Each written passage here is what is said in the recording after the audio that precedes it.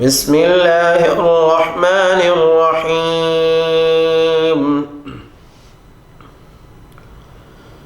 إن في خلق السماوات والأرض واختلاف الليل والنهار لآيات لأولي الألباب الذين يذكرون الله قياما وقعودا وعلى جنوبهم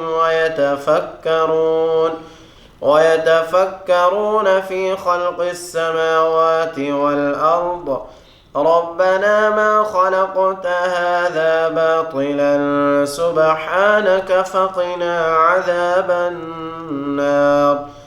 ربنا إنك من تدخل النار فقد أخزيته وما للظالمين من أنصار. ربنا إننا سمعنا مناديا ينادي للإيمان أن آمنوا بربكم فآمنا. ربنا فاغفر لنا ذنوبنا وكفر عنا سيئاتنا وتوفنا مع الأبرار. ربنا وآتنا ما وعدتنا على رسلك ولا تخزنا يوم القيامة إنك لا تخلف الميعاد. فاستجاب لهم ربهم أني لا أضيع عمل عامل منكم من ذكر أو أنثى بعضكم من بعض. فالذين هاجروا وأخرجوا من ديارهم وأوذوا في سبيلي